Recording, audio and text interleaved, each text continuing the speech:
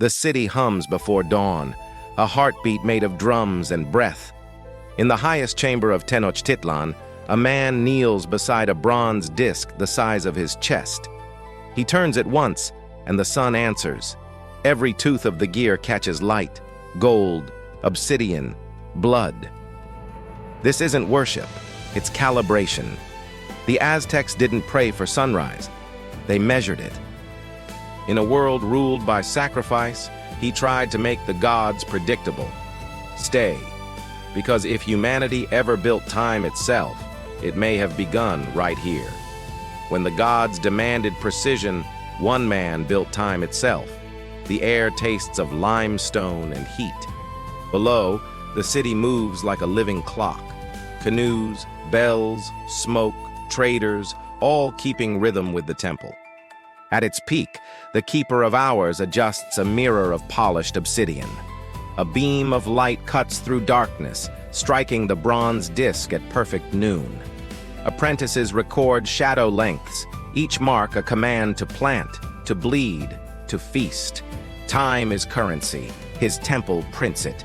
To question him is to question the sun. When the Spanish first arrive, they think it's a superstition, a ritual for weather. They don't see the equations carved into the stone. They don't hear the rhythm hidden under the chants. An algorithm of faith. The priest winds the disc, his hands steady despite the echo of cannon fire from the coast. His gears align with the sky for the final time. Below, soldiers shout. Above, the gods keep moving. A cannonball tears through the city's edge. The light flickers. The disc hums, bronze, heat, prayer, refusing to die. He whispers to no one, the sun still lives. Then the temple falls inward, swallowing the sound. Ash buries the mechanism before history can.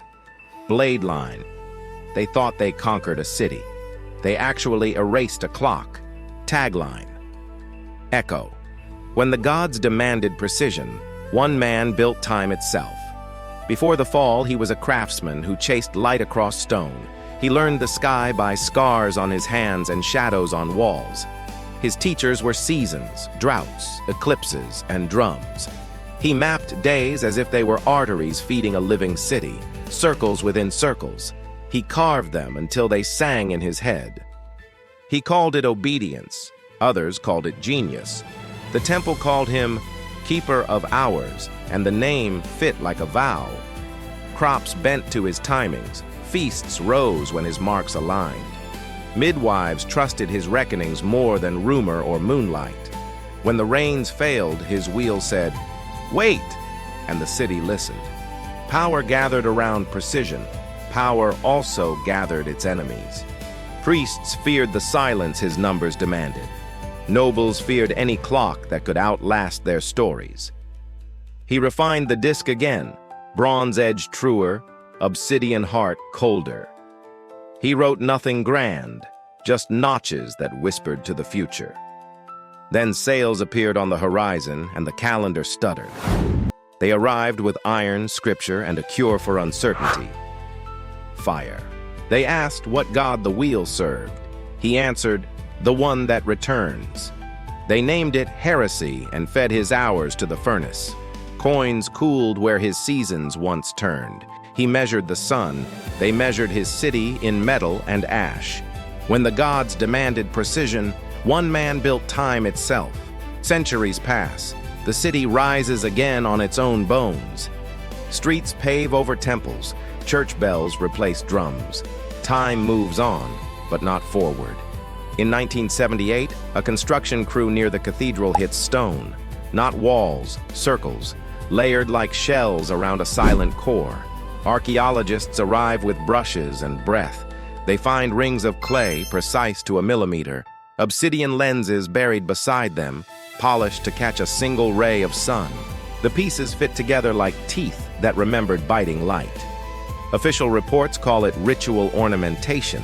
Independent researchers call it impossible coincidence, because the pattern matches the Aztec solar calendar exactly. 20 days, 18 months, 5 sacred empties, all encoded in clay. Radiocarbon tests place it a generation before Cortez. Tool marks show consistency. Modern steel would envy.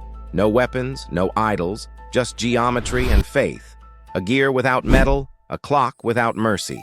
The press prints a paragraph, the archives file a silence. Scholars who ask too many questions lose funding. It's all about how we interpret it, not whether it exists. But the evidence remains, numbers that refuse conversion. The Aztecs didn't fear the end of time. They engineered its return. We call it myth because we don't own the math. They built a machine to speak to the sun, and we forgot how to listen. When the gods demanded precision, one man built time itself. Imagine the clock survived. The gears spared by conquest, the priest spared by chance. The Spaniards study instead of melt. Europe learns precision from the sun, not from war. The first timepieces whisper Nahuatl prayers at noon. Cathedrals count daylight, not sin. Longitude begins in Tenochtitlan, not Greenwich.